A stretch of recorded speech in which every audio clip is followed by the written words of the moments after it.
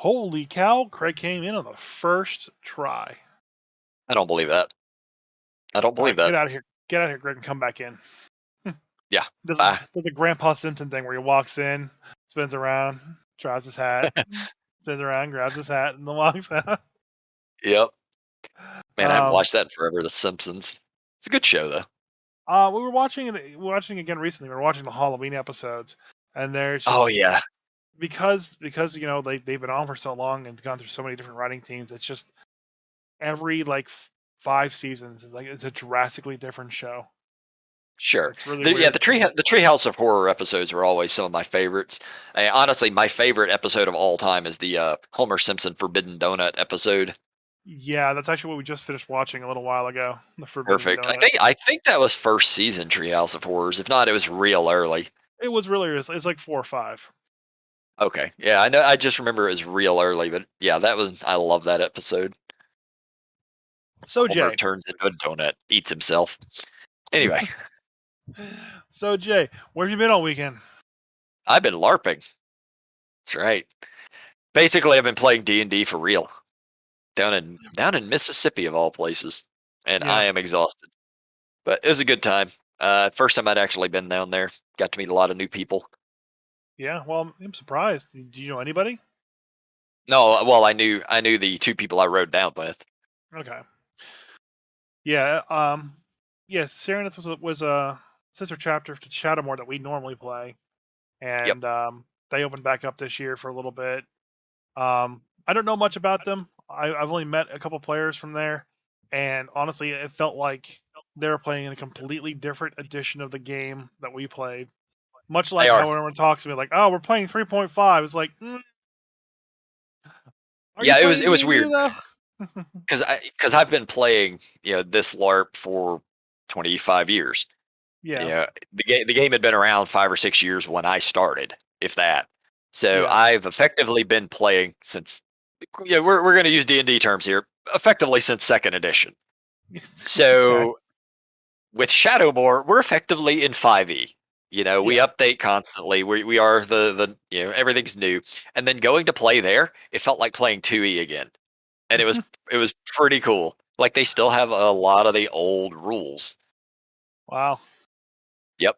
Yeah, like I had to sort of just relearn things. A lot of the spells that I'm familiar with work the old way, things like that. That's why I play fighter, man. You gotta memorize shit. Just bip. Well, the verbals were all the same. That wasn't difficult.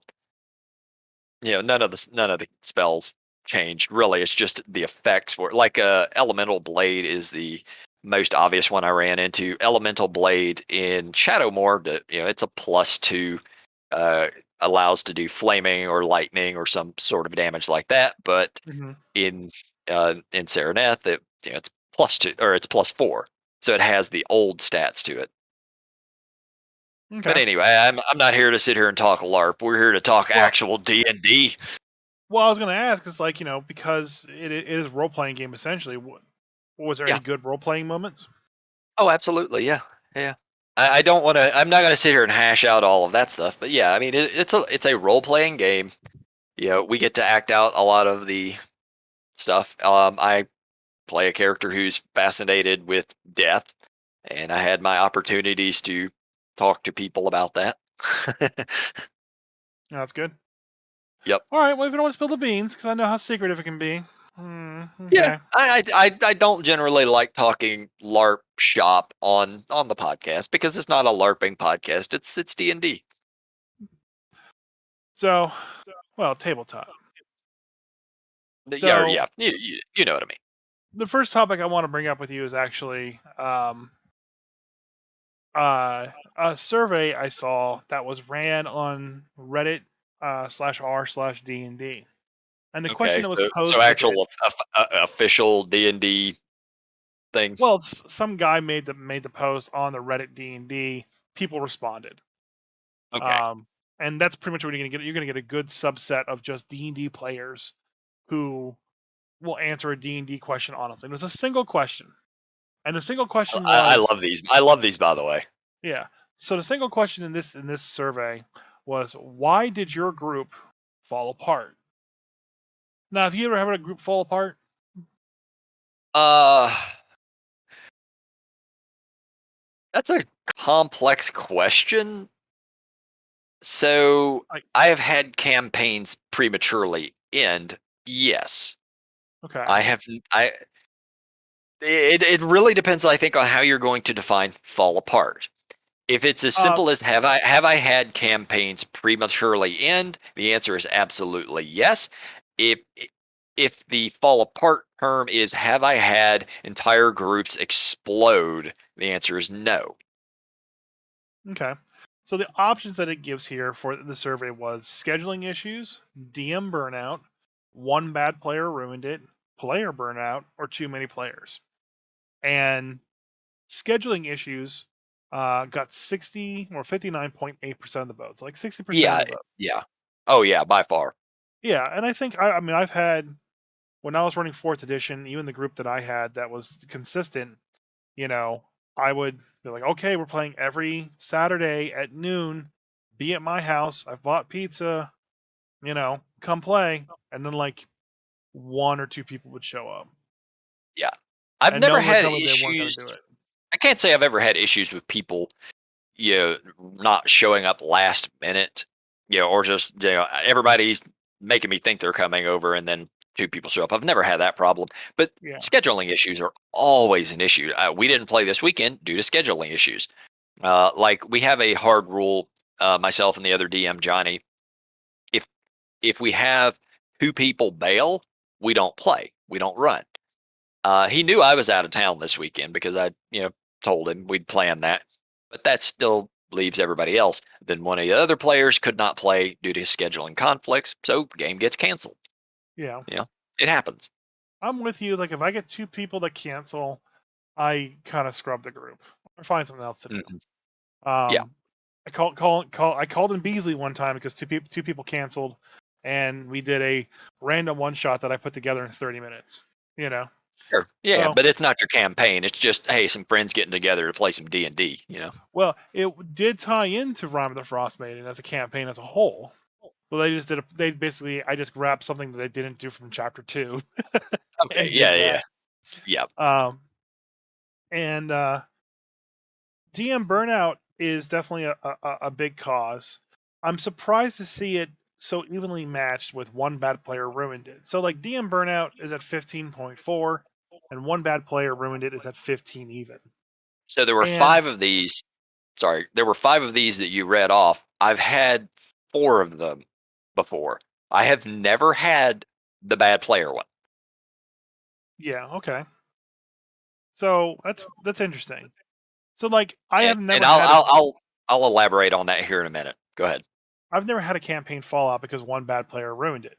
If one bad player is causing a problem, I just kick them the hell out. Okay, well, I don't need to And elaborate. You literally just said what I was gonna say.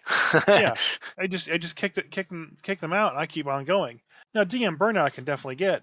There's been times where I've felt tons of fatigue, and I've like, okay, I can't keep this up. Someone else DM for me for a little bit. Yeah. Unfortunately, it never happened in fourth edition. Luckily, Mike, my player for our Twitch stream that happens every Saturday at 8 p.m. to midnight, we're playing my Where Alf where can you campaign watch this at? Where at can you watch it? twitch.tv/Grumpy Dungeon Masters. Shameless plug. Um, he's pinch hit like went up, between campaigns for a little while, like a good couple weeks. Yeah. Um, so DM burn I can definitely understand. I'm surprised it's so low. You know, I'm not surprised scheduling issues is so high, but I am surprised that DM burnout is happening just as commonly as one bad player ruining it. Yeah, the one bad player ruining it should be 1%. It really should. Now, the one bad player ruining it can encompass a lot of things.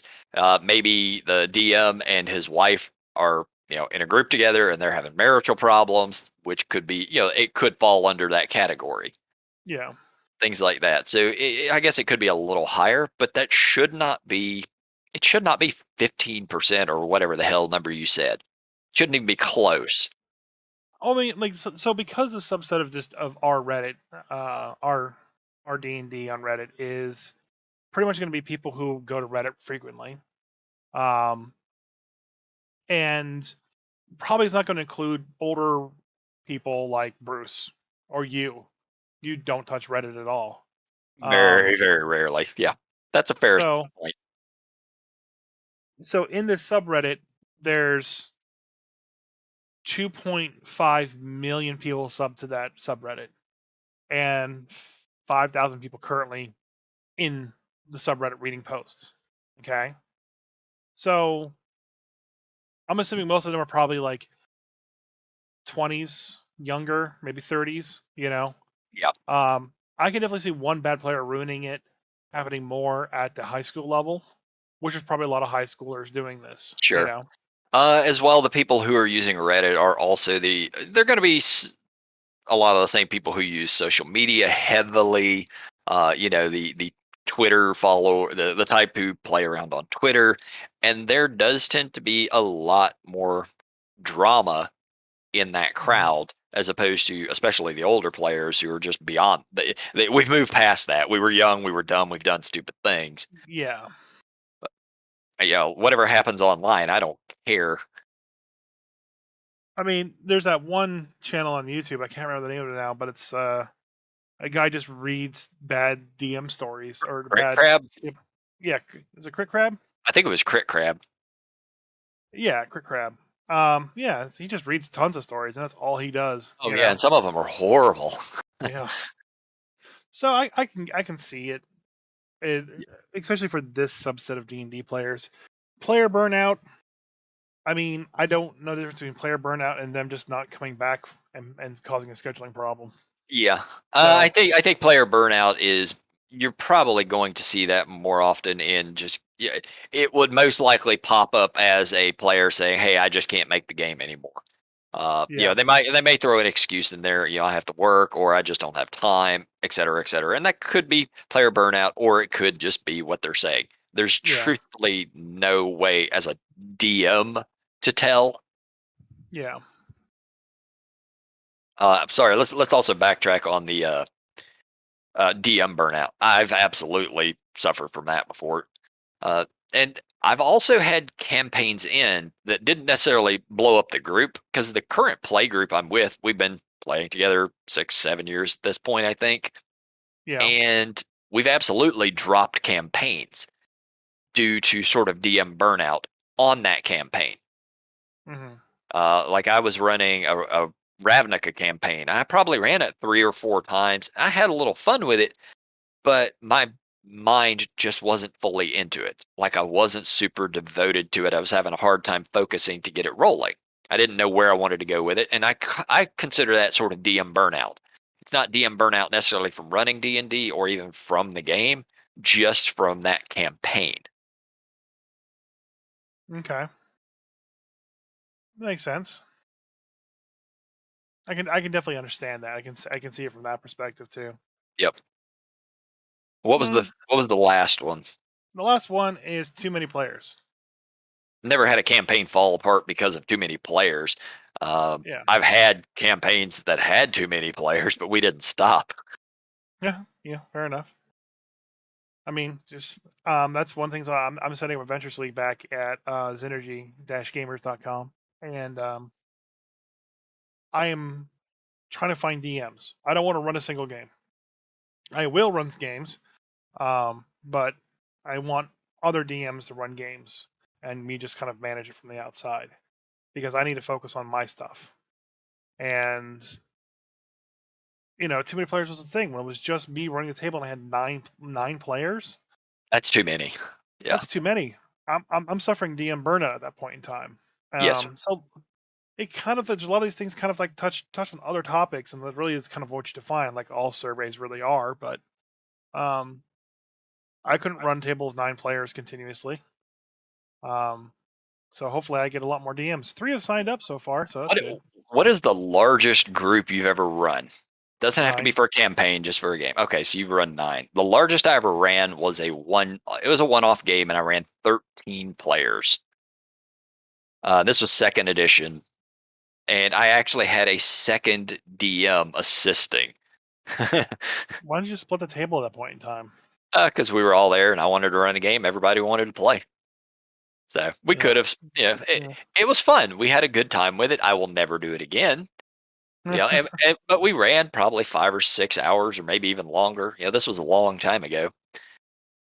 Nowadays, I have a hard cap of 6. I'm not running any more than 6. I'm sorry if I have to tell other people they cannot play, but them's the rules. If somebody is not there for one game session, maybe I'll let somebody else sit in, but I'm capping at 6, damn it. And even Yeah, 6, even 6 is a lot. yeah, 6 is a lot. 6 is as big as I go. 3 is as small as I would want to go. Yeah, Um, same, same. I but don't if I do had anything 2 less people, than I that. would run a game for 2 people. I don't think I'd run a game for 1 person. Yeah. But 3, I'd be more inclined than 2. Um, I'm leery to run with 3. 4 and 5 is my magic numbers. 3 I well, will run, but man, you got to think is that with 3, because CR is built around 4 players, going up or down one's not that hard. yeah. It just the 3 players can't all be rogues. It, Yeah, it, you're you gonna could have to do sit that, with the but Trinity. you You're could gonna have you to could sit with the absolutely Trinity. do that, but I'm building the campaign around that, Even the D&D Nerds Adventures that I downloaded and got, which I have not um, seen yet. it starts off with like 6, uh, like 1 for each class, okay, and it's a 1-person module, a DM and 1 person, Oh, okay. Well, and that's interesting. you do that for each class, and then all you guys get together and you do the final thing, which takes about like Oh, an hour. okay. That's actually So cool. I like that. Yeah. that's cute. I like that a lot. Do Um, you? I know you run a lot of your stuff online, but have you ever pulled players aside to sort of have a little, like a one-on-one thing with them during the game? no, because I was too mature at the time to do that, and I would just start ignoring you when that Okay. happens. Yeah, We did. I actually I do that regularly. So whereas I don't want to run a one-on-one campaign type thing, if I have something, maybe one of my players has a dream Oh, sequence oh, or something. sorry.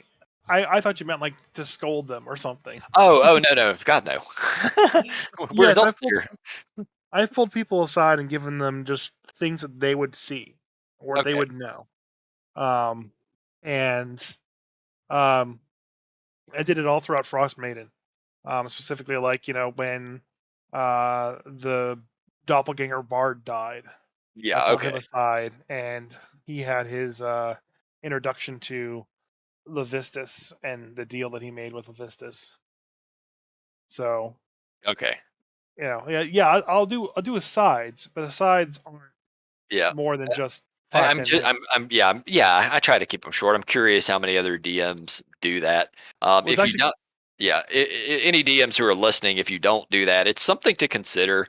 If you have something that you need a player to see or know, or just a little aside thing that's really everybody else shouldn't know, you can just take them into another room. Or I, I don't know how you do your streaming, but I know it's possible to sort of mute everybody else and yeah. deal with one individual person. I need to make a screen for it, so when that stuff happens, like it doesn't happen often, but I do need a screen just for that. Yeah, Our last Star Wars game was just that. We had just finished basically saving our magic item shop vendor from being invaded by bad guys and bad Jedi, and so we're kind of like dealing with like the loot and stuff like that. We leveled up twice because we took some yeah. downtime. So I'm level 18 in that now. Ugh. That's ridiculous. Um, and he basically is like, okay, we'll handle like a side stuff and like downtime activities. And then like he pulled everyone away because how our group is always very secret squirrel kind of shit. Oh Um, yeah, so like um, our head, uh, Lucian in our Shadowmoor game and Lloyd in real life, he gets pulled away to do his thing. Then Mikey, Rowan in Shadowmoor, he gets pulled away to do his own thing. And then Kazad gets pulled away to do his own thing. Ethan gets pulled away to do his own thing. And I'm the only person with like no hidden secrets, you know? which is And so funny like because you're the rogue. Well, I'm the rogue, but I'm definitely not doing roguey stuff. I No, am more of assassin than anything else. which means you should have more secrets than everybody. I don't. I know, I which mean, is hilarious. and so he's like, "Hey, is there anything Sika wants to do?" I was like, "Sure, bring me up there." And we got back up there, just like, yeah, I had nothing. I stabbed the person again that stabbed me.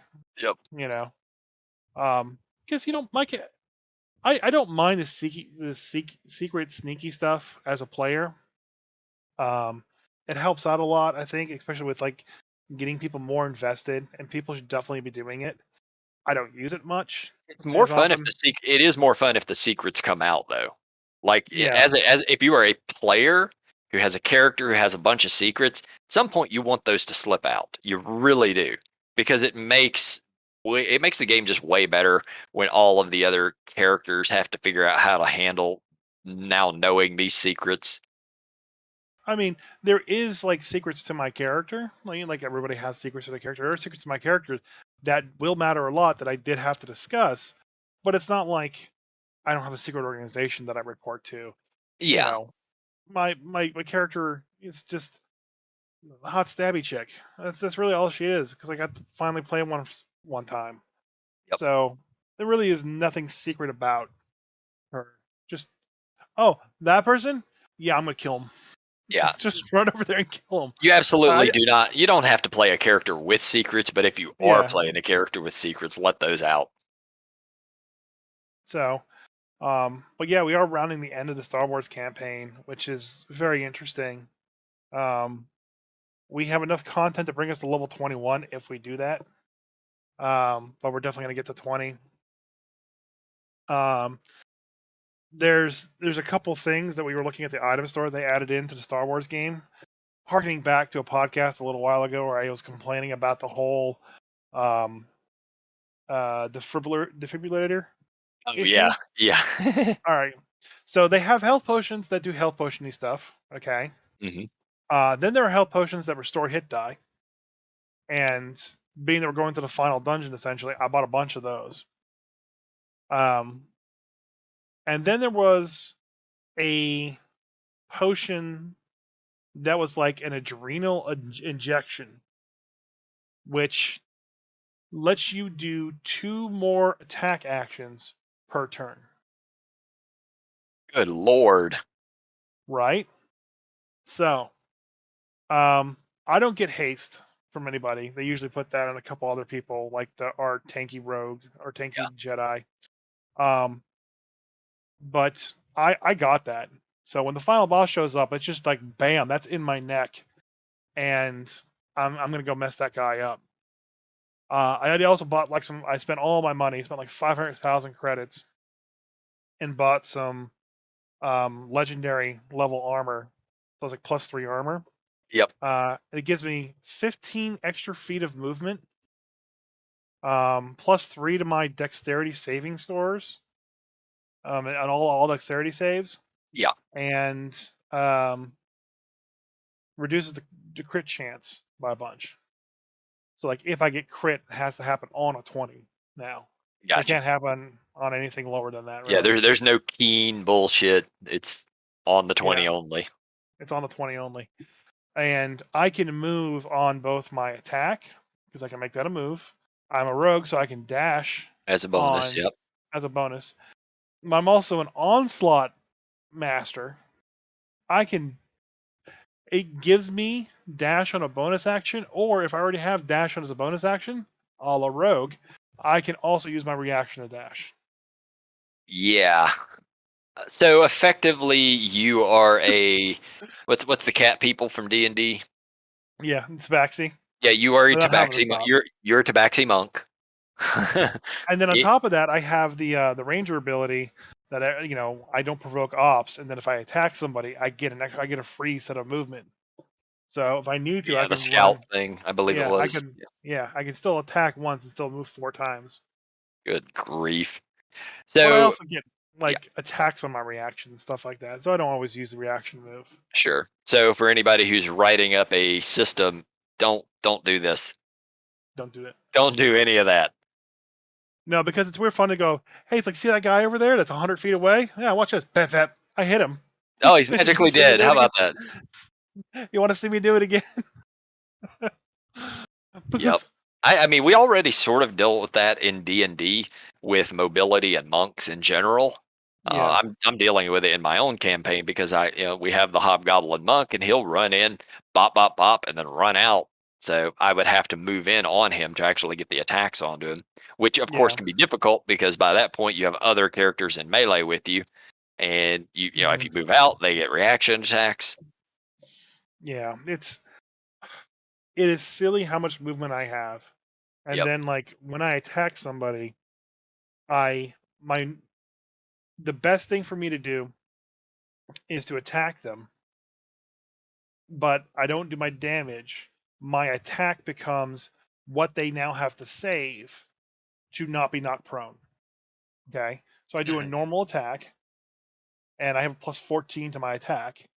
All right? So let's just say I rolled a 10. So they now have to beat 24 athletics or acrobatics check to not be knocked prone. You're getting knocked prone in most severe cases. Yeah, especially if you get multiple attacks. Right. Well, it's just that first attack. Oh, As okay. they go prone, or if anyone goes prone around me, I can use my reaction to just do a free attack on them. So I get that attack, and then since I did my first attack, I get my bonus action attack. And since I'm also a paladin, I get another attack action. And then let's add two more attacks from this adrenal gland thing on top of Right. that.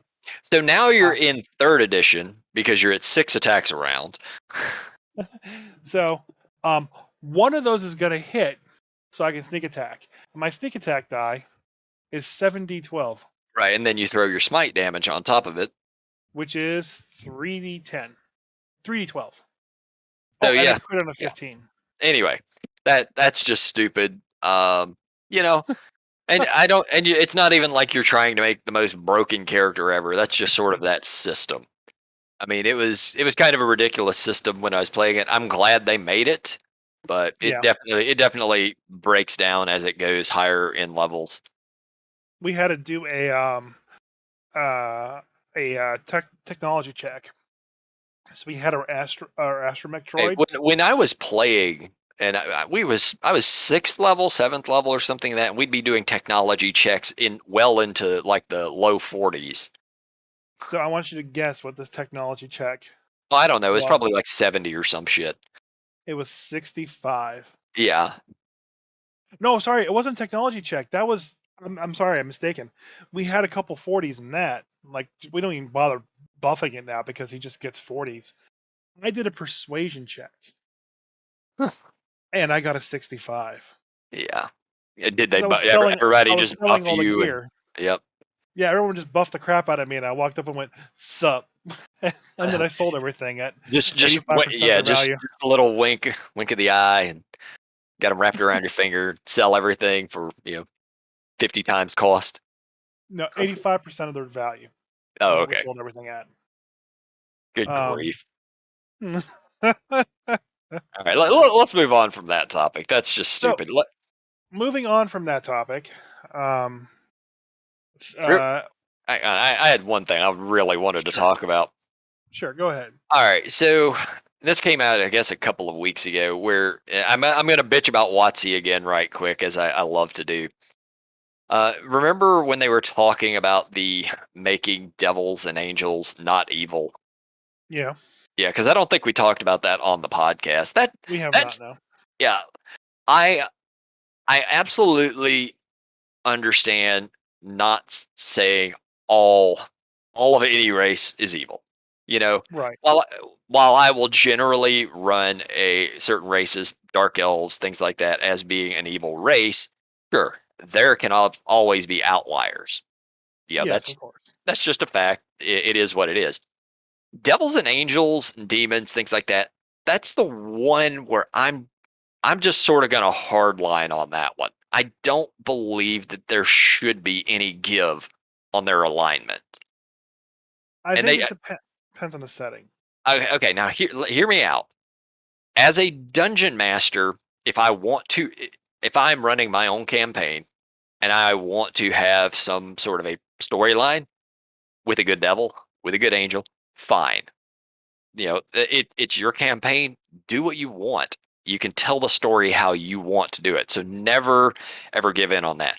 But as a blanket rule for Dungeons and Dragons, I wouldn't even say they are typically evil or typically good. I would just say they are evil or they are good, Hmm. because angels and devils are sort of what alignments are built off of. It's supposed to be the hard line. These guys are bad. These guys are good.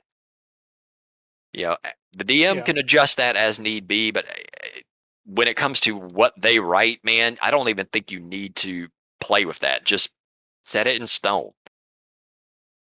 I think with the current state of D&D, I think it shouldn't even be typically. I think it should be a more harsher word and say the vast majority. Sure, and I Um, and we did talk about this briefly on the stream last week, where the earlier editions of Dungeons and Dragons. Literally, the first page of the book, it points out all of these rules are guidelines, yeah. and it So goes over that very heavily. And if they would just put that in 5e, saying these are guidelines, do what you want, then they don't yeah. even need to put the typically or most of the time. They don't need to even mess with that, and it's just adding more text that's unnecessary. So just to let everybody know real quick, we are reviewing things now on our stream that are we are then basically just cutting up and throwing up on YouTube on our Yep. YouTube channel, and we'll have links to both, in our post. But go to our Facebook, go to our YouTube channel, follow Yeah, our we're YouTube channel. we're going to try not to go over everything multiple Yeah, times on on the podcast and the stream. We're going to sort of separate them. Although the podcast, I think, is where we're going to go over a lot of the stuff. But yeah, yeah, if we because want it's to more bring in about a couple other DMing here. people, yeah, if we want to bring in a couple other people to get their input, it might be on the stream and so forth. Hey guys, Chris here, hopping in the middle of the podcast to give you all of our announcements. Be sure to watch our live stream every Saturday at Twitch, twitch.tv/Grumpy Dungeon Masters at 8 p.m. Make sure to visit our website, grumpydungeonmasters.com, and order yourself one of our gift packs of Grumpy Dungeon Master dice. Follow us on Facebook at facebook.com/Grumpy Dungeon Masters, and be sure to follow us on Twitter at Grumpy DMs on Twitter. Be sure to check out our new buddies, Fade Awakens, on YouTube at youtube.com/Fade Awakens. And also be sure to tune in every Friday at 4 p.m. when they release their new live play D&D session of their homebrew campaign. As always, be sure to check out Synergy Gamers at synergy-gamers.com. Use code word Grumpy for 5% off any online order. Anything else to add, Jay? Nope, just over here dancing on TikTok. All right. So yeah, check out our YouTube. It would be the Creature Evolution Sage Advice review is where we first discussed this. Angels and demons are not typically. Yep. So to further answer your question, in the D&D canon, I think vast majority should be kind of what it says because there's always going to be outliers. I don't. Yeah, And I just don't feel there should be with angels and devils. so Yeah. my question would be is like if you take Zariel, okay? Um, for those who don't know, Zariel is an angel who became the Archduke of Avernus and is now a devil. So where's that line from basically being an angel to then transforming and becoming a devil? Like there would have to be some place for you to know that, you Yes, know? but they are no longer an angel. They are a devil. Therefore, they are lawful evil. Right. But Zariel also has a redemption arc that can happen in Descent into Avernus. There is a possibility, however slim, that your players might figure out why she's doing what she's doing, and then you can change her from being lawful evil back to her angelic ways. Thus becoming an angel and no longer a devil. And Right. therefore changing alignments with that. So, but there could also be devils out there. I mean, devil as a huge category is probably hundreds of monsters. Um, There's a lot. let's see if I find monsters and I sort by celestial and filter them. Yeah, there's going to be less celestial than there will devils and demons for Yeah, sure. but they don't. I think devils fall under celestial, didn't that? No, they're devils. They have their Devil own isn't. they have their own category in the monster manual. Devils. Fiend has its own. Oh, maybe they all fall in. No, they're under the D. Like if you're looking in alphabetical order, they're under devil. So I so don't have. Zariel. Yeah, So I yeah, don't know what Zariel you're. is a. So fiend is the overarching category. Yes, yes, Demon and devil are under fiends. yes. I'm just saying from the monster manual. If you're flipping through alphabetical order, they're under devil and demon. Yeah. So yeah, she went from being a celestial angel to um there are celestial demons. Wait, no, hold on. Wait, I I know. I don't I think that's rolled I right. roll that back. There are celestial angels, celestial titans. Um there are definitely more devils than there are um Oh yeah, more celestials, more fiends than there are celestials. But yeah. like a couple of these low level ones, like a lemur, yeah, I would definitely say that those are just always going to be categorically evil. Okay. Um, but like an imp, you can find a E- friendly imp. Evil. No, you. They may be friendly. You can be lawful evil and be friendly. Yeah. Um, what about a quasiate? Evil. Quasit? Closet. Evil? Um, now, if you look at the Monster Mania now, they're all evil. They're all some type of evil. I don't think they have one categorized as anything but Yeah, neutral or chaotic. I think it's just it really just boils down to a simple failure of the the player's guide and the DM's guide and everything to explain in the beginning that these are just guidelines. Run your story how you want to run it. So, so the first one that pops that doesn't have an alignment would be the Relentless Slasher from uh, Van Richtenstein's Guide to Ravenloft.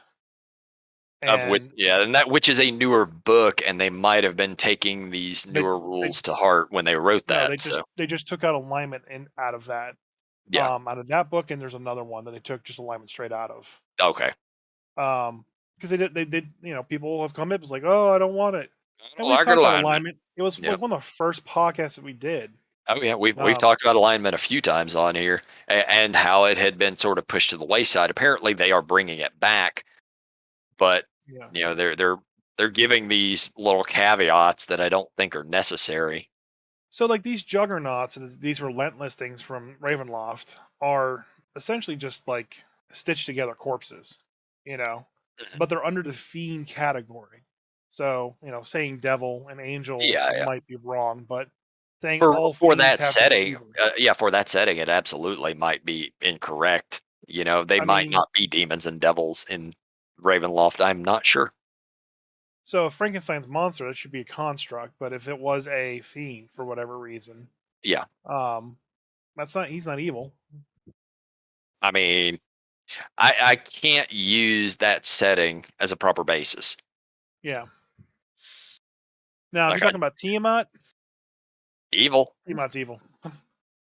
Um, if I'm running a kind of like a But campaign setting that well, has the named ones are going to have their set alignments. I'm just saying in general, if it's a chain devil, evil. The yeah, succubus, evil. If it's a Baylor, I evil. I can get that. I can also see that like hey, I want to redeem myself or something like that storyline, and that's why I would say And run it. saying typically is not it shouldn't be the verbiage. It should be um whatever I said earlier. Damn it. Yeah, or Um, yeah, the vast or majority. yeah. I'm on the no verbiage train. Just explain to everybody, run your campaign how you want. These are guidelines. Yeah. And I know I've said it If I several were times. We're sort of repeating ourselves on it, but if I was to run a very pseudo Christian like setting where like angels and demons, God versus the devil kind of thing, there's going to be a hard stop line there because you're talking about two that's opposing forces. that's literally my thought process on it. Angels and devils they're biblical. There is the hard line there, and that's what I would want to see in this game. If you're using angels, if you are using devils at all, if you're using demons at all, that hard line needs to be there. Well, I see that feel, I'm, I don't think that 5e angels and 5e devils are biblical.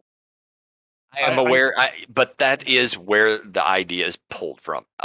If D&D was made today, if it was made today and not from the 70s, they probably would not include angels and devils at all. Maybe. I'm not even sure they would pull creatures from lore. They would likely, if it's brand new, nobody's ever heard of these tabletop RPGs, and somebody came up with this idea. Depending on whatever setting popped into their head, maybe they decided to only use Greek mythology. But I'd have a hard time imagining that they would even use Christian mythology. Yeah, probably not. But if you're So, going to use it, which the game does, you need sort of that hard line of evil and good. so one of the things we reviewed on the YouTube was the UA, and we kind of broke down all the classes and whatnot.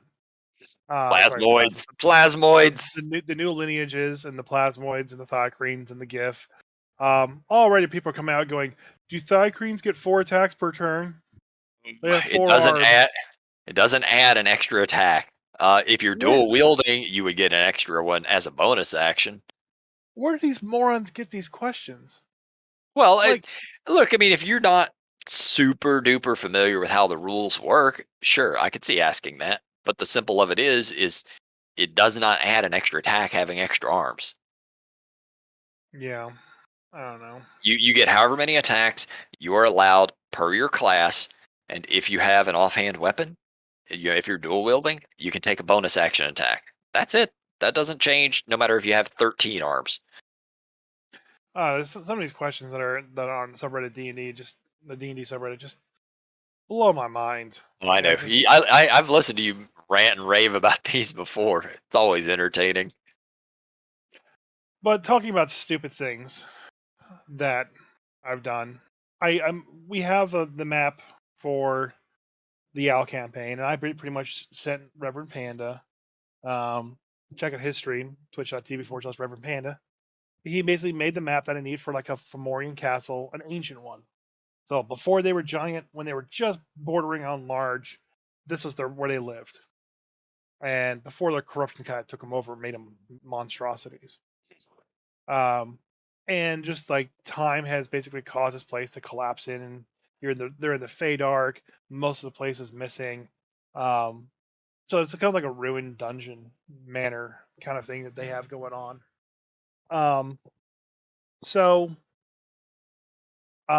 he drew the map and left like the manor cut in half by the ravine.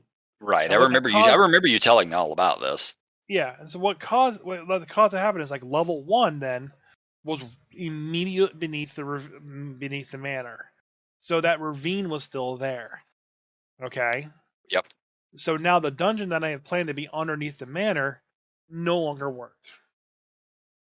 So I had to redo the manor to fit within the confines of the map that Panda gave me.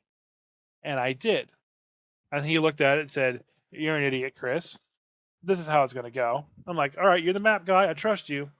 And I had modified the map and some rooms, and he made those things happen. But there were 2 rooms that I wanted with in this new map to be exposed to the ravine. And I decided to basically stuff it full of spiders. So when the owl party goes, "Hey, let's just skip all this and fly down the ravine and find any open holes," these would be the open holes that they would go to. All right. Yep. Now here's where I messed up. I drafted up a gargantuan sized spider that had a dragon's breath like effect for webbing. I was hoping you were going to say it spit spiders. Maybe that will change Spiders. that. Um, so you had to pass a DC 24 uh, dexterity saving throw to not be covered in this goo and grappled restrained fully. And then it was That's like a DC ridiculously 20. high. It was supposed to be. This was supposed to be a, "Oh fuck, what is that? Let's leave" monster. And what I guess I can't figure out is I can't seem to make a monster that's just so frighteningly huge and big that you just go, yeah, no, we can't fight that, and run away. There's one monster that will do that. A raptor played I by was gonna no, I was gonna God, say the Terrask. the Terrask. If you just release a Terrask, people know, okay, we're not fighting that, not until we're level 20. But maybe a dragon, a really big dragon. But that's gonna So, be the extent of it. so they had basically gone down to level 1, and they went through the back door that said, "Don't spider open inside." Don't And spider open inside. Okay. yeah, from like The Walking Dead, don't dead open inside. I never saw that, but either way, I like it. Don't spider open Well, inside. it's a pair of doors, like in a hospital that were chained together, and so someone sprayed on one side of the door, and the left door don't open, and on the right side they sprayed on dead inside. Got it. Okay, So you read the left and side and then you read the right side. so yeah, when you look at it, you're supposed to leave the rest side on the left side, but if you read it just top to bottom, it's don't dead Yep. open inside. um, so I said it says don't spider open inside, and of course they opened it. Of They almost course. TPK'd from the spiders. And then I'm explaining how this big giant gargantuan spider is like slowly like crawling out from the other side of the building, you know, and kind of just taunting them and cursing them for taking the children. I want them just to run away, you know, grab the guy that's paralyzed and in a webbing and run. No, they make their stand. Of course. They make their stand, and the worst part is I didn't give it any legendary actions or anything like that at all. Just this massive breath weapon. The idea behind a breath weapon was is that if they fly down, you're going to see a giant bat, and this thing kind of just come out and like goo it, and it fall to its death, and then just it be in its web. Yeah. And so then you go, yeah, screw that, we're not going that way. It looks like we have to go through the manor. Um, but since they came in the back way, maybe I shouldn't have had the monster at all. But they engaged the monster, and then I started to whiff every single saving throw I've ever had in my entire life. So you roll This their saving monster, throws for them? no, on the monster, the spider. Oh, okay. So they were throwing stuff at it and it needed to make saves. Yeah, and I was getting 1 and 2, like nothing better, and was giving them the false impression that, oh, we can kill this guy. Oh no. So they they stood and fought it, and I could have just TPK'd him, and it wouldn't have taken more than a blink of my eye. Um, to be honestly fair, they failed the save with the breath weapon, obviously, and they were then trapped. And then I started rolling its attacks on them with advantage, mind you, and Yeah. I was getting nothing better than like a 10. Oh man. Lucky And them. I'm like whiffing all these attacks. I'm like, they think they're going to be able to take this thing. Well, Shelly runs away, um, and I finally down the party, and I had the spider kind of like chase it, like go outside and try to find where Shelly was going. Okay. Okay. To give her an Um, opportunity to get to the bodies, maybe. yeah, to give her an opportunity to get to the bodies. It's trying to find her, blah blah blah. She doesn't come back. She says, "Nope, I'm not going back. I'm hiding Yep. on the stairs." And I was like, "Okay." Well, the entire party was bleeding out. They all passed their death saves, Oh. so they're still alive. So it's utter tragedy of an encounter, and it was fun to play it. It was hilarious to watch. Um, the replay is gonna happen on Wednesday. Yeah. I'm gonna start those earlier. I've been starting them at 8. I'm gonna start them at 6 from now on, so people can watch them. That makes sense. And overall, uh, it was very fun to do the encounter. But man, did I screw up that guy's stats. They were just horrible. Worst set of monster ever. I don't know about that. I Me shouldn't. I should have done anything with it. I shouldn't even had it come out. I should just have him look over the spiders they killed and found nothing and moved on. Um, That is probably the case. We had this discussion a long time ago about introducing players to things they cannot beat. yeah, And from what you're saying, it sounds like they could not have beaten this thing no matter what.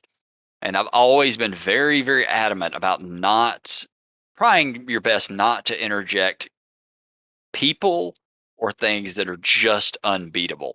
If your players are level one, they shouldn't be meeting a dragon, period. If your players are level three or whatever, they shouldn't be coming across a gargantuan sized spider that has 200 hit points or whatever it is. Because the players might not react how you think they're going to, and then it puts them in a dire situation, yep, which you have just found out. pretty You, much. yeah, you got lucky in this scenario, but it very quickly could have just gone bad because realistically, yeah, we understand if these were real people and they come across a spider that large, they are almost certainly going to nope the hell out of there. But Yeah, as players, you don't always think that you can lose. It's like the DM would never put something I can't beat in front of me, and right. that's not always the case. It's definitely not the case. Yeah, so I regret that, and I didn't feel right after that, and But at least it worked out. Nobody died. Everybody made their saves, and you learned a valuable lesson. sure, I learned a lesson. No, you're like the lesson. The lesson wasn't don't put giant monsters in front of your party. It's just that the lesson is your players might die to it. Yeah, that's fair enough. One of the players, now they're level 5, has brought out his first fireball. Uh oh, I here it I I goes. I spent a lot of time designing a really cool encounter, and so what the encounter is there's a gladiator arena, and there's a red cap kind of like cheering it on, and there's satyrs, and mites, and a quickling. Okay, because it's a red cap gang, but there are other members of the gang who are not red caps that wear red caps, and the leader's a spectator. So there's a bunch of red cap gang members, other satyrs and quicklings and mites are all wearing red caps. If you know anything about the mites basically says like, hey, I can put a curse on you. There's no save. You just have a D6, a minus D6 now on everything that you do.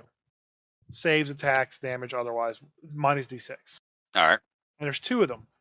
And there's a red cap that likes to kick you and make you do a dex save. That's 14, 15. And there's also a quickling who already gets advantage on, so already gives you disadvantage because you can't hit her. But now you have to add a D6 to that. So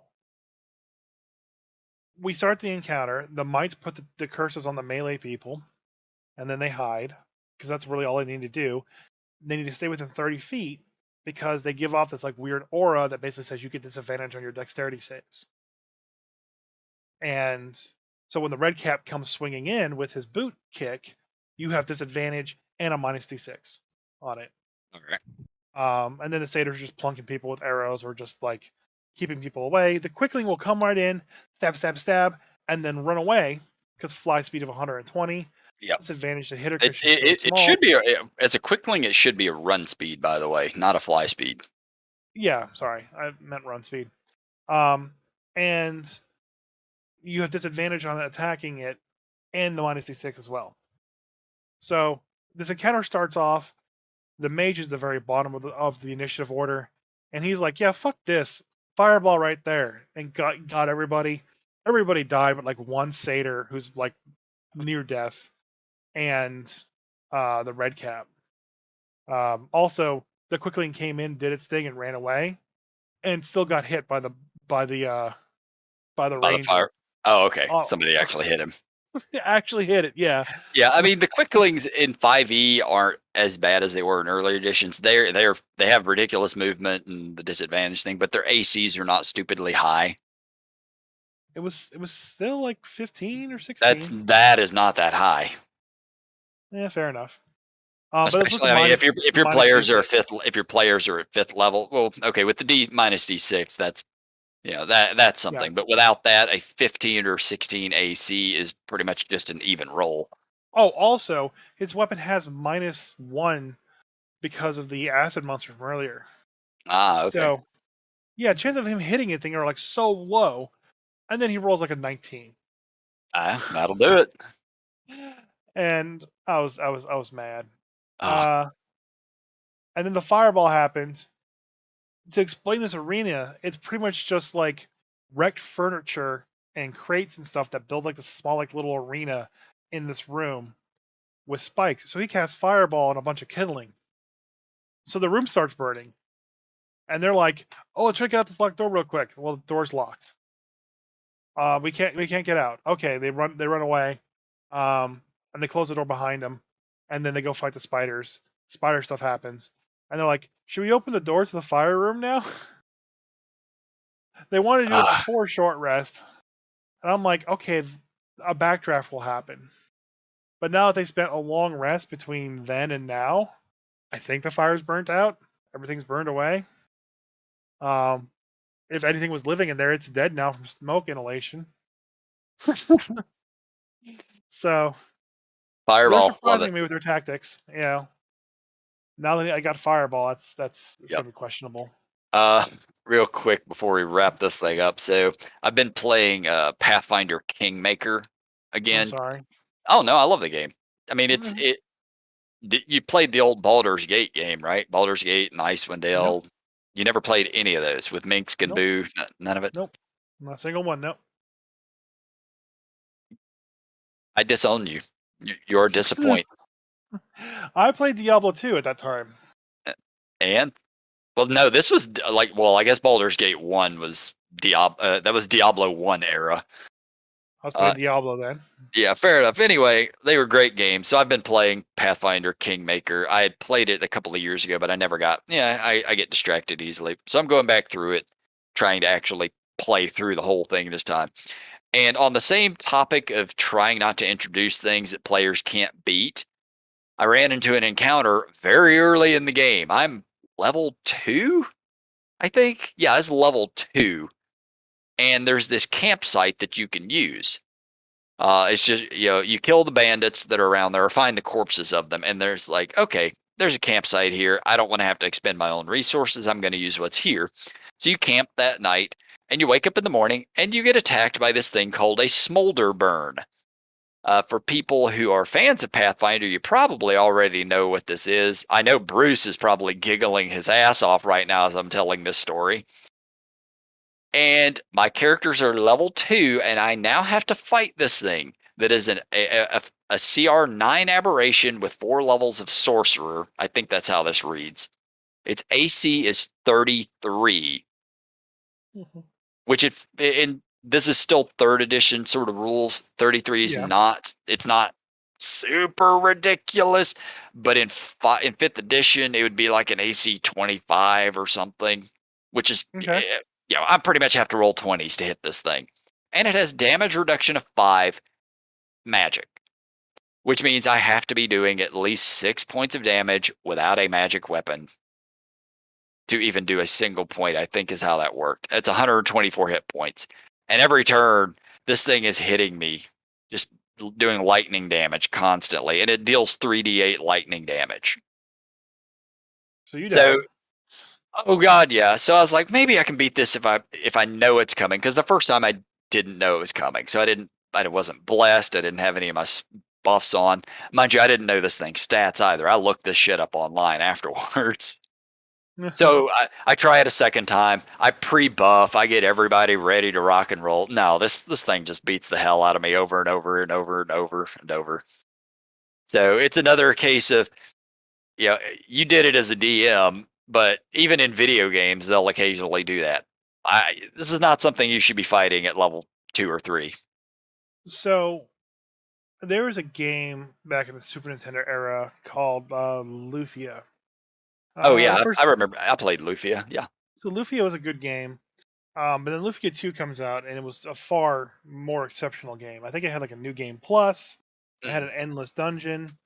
And I played that one a lot more than I played Lufia. Now, I remember that there's a point in time in the game where you actually meet one of the end bosses super early. Yeah. And I was at the stage in life where I pretty much ground. You still have to, sorry, I was at the stage of life where all the video games I played, you had to grind levels for a while Oh yeah. before you can get further. Yep. And I remember I had found like slime or something like that that basically just like gave you a level per time you killed it. Okay, or something along those lines. That could have been Dragon Warrior for all I remember That is correctly. actually Dragon Warrior if you can kill the metal slime, which Yeah, has like 5 hit points, but takes 1 from everything. Then you get like a whole bunch of levels or some shit. yeah. And this is pretty much Dragon Warrior also. They Mhm. ripped off Dragon Warrior. Um, so I remember I grinded my levels up, and I was far above where I needed to be, like by 10 or 15 levels. And I had the best gear I could get at the time.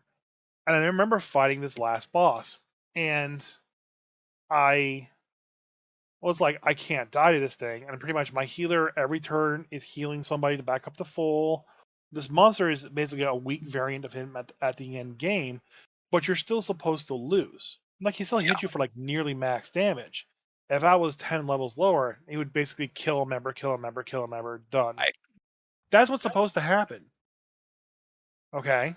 yep. You're supposed to lose to this guy, and then the story continues. Well, I beat him. They actually put Because you had out leveled that point in the game. right drastically. I actually beat him, and then he dropped his sword, which his sword is supposed to drop at the end of the game. Wow. So I had this like unique artifact weapon at the very beginning of the game, and the game became just chump change at that point in time because I'm hitting like everything on the screen for like a bajillion damage. Right. And then by the time I got to the endless dungeon, I already had his weapon. So the endless dungeon was a snitch too. And I just basically blew my way through like 40 levels in the first try because of that sword, you know, Yep. and made the game super easy. Yeah, I left, I'm sure the game designers when they put that thing together, they're like nobody will ever be able to beat this guy. yeah. They had not obviously they had never heard of speed runs or anything like that when they put it together either. So Oh yeah, that wasn't there. I mean, yeah. that's happened a couple times in the Final Fantasy video games where you fight a monster you're not supposed to beat and you still Oh beat it. yeah. Yep. The snake outside of Midgar, Yep. that one comes to mind. But yeah, it's interesting. So If you yeah, beat the snake, by the what way, it immediately respawns. yeah, so what we're telling all of you DMs out there is make sure all of your players fight giant spiders that they're not supposed to beat. That way hopefully they can beat them. And also make more spiders, Watsy, because there's only like 7 in your book. I know, All of right? them. There should be like really instead of Fizban's Book of Dragons, can we have Fizban's Book of Spiders? Um, I should take my wife's character, Fenra. Was it Fenra? No, Fenara, Fenaria, whatever. Her Drow priestess and make my own DM's Guild book of There you go. spiders with her. Lolth's Book of Spiders. Because like yeah, there's so few spiders. And it's such a Like great enemy. it really is. Like they're really cool, but like it is a shame how small they are, and half of them are swarms. Yep. Third edition's best spell in the whole damn game was fire spiders. All right, like no joke, this is the list with how short it is. Spider, giant wolf spider, spider bait, um, fiendish giant spider, swarm of insects, swarm of mechanical spiders, giant spider, ice spider, spider king, which is a two-handed spider, ice spider queen, Nezar the black spider, who's not a spider, he's actually a drow, a face spider, and then the jade spider, So which is a 11. construct. I think is 11 is how many No, you no, just named. that's a construct. Yeah, well, So I know. I just think you named 11, and you said a couple of them are not spiders. So, 8, 9. There's 9 spiders in all official D&D books.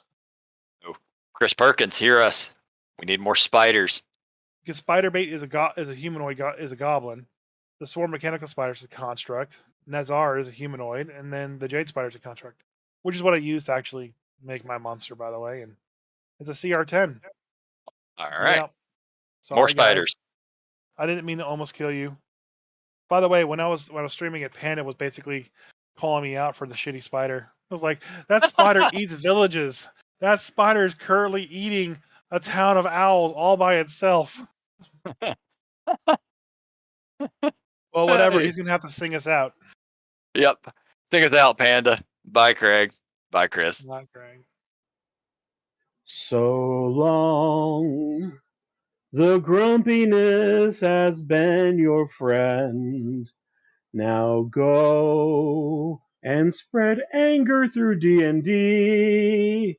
No, don't do that. Be happy, be friendly, be awesome, but maintain the boiling hate that inside your heart. I don't know, buddy. I'm rambling at this point. Shut me up and end this podcast.